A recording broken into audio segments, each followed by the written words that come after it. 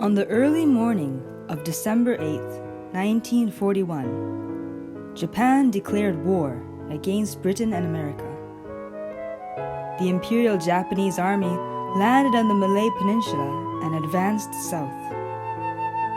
Shortly after, the Imperial Japanese Navy attacked an American Pacific fleet that was docked at Pearl Harbor in the Kingdom of Hawaii. At every opportunity, Rash Behari Bose had been making great efforts to persuade Japan to launch a war against Britain ever since the onset of the China incident. When he learned that Japan had finally declared war, he was overjoyed by this long-awaited news. That very day, he summoned his compatriots of the IIL. 8 of them, Sahai, Deshpande, Gupta, Lingam, Ramamurthy, Jayasen, Narayan, and Bose, had a meeting and discussed their next plan of action in the Indian independence movement.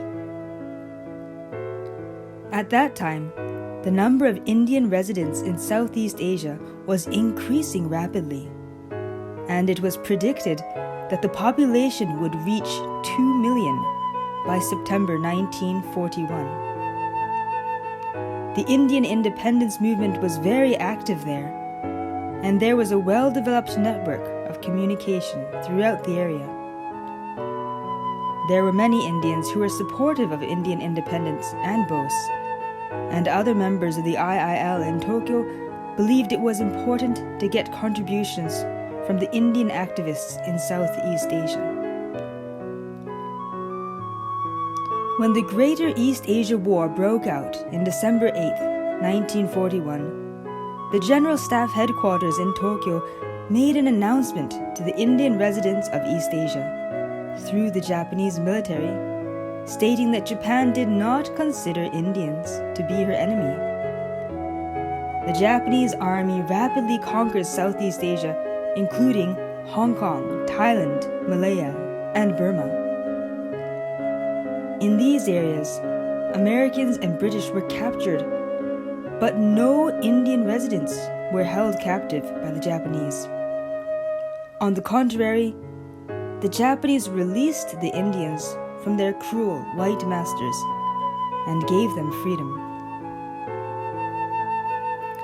As the Japanese army progressively advanced into Southeast Asia, something unexpectedly wonderful happened to the Indians residing in the area.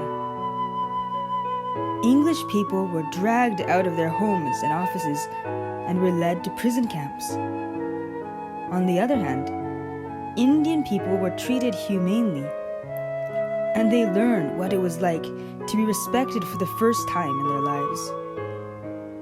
Englishmen who had been ill-treating Indians were captured by the Japanese, whereas Indian laborers who had been treated as slaves by the British were treated with respect.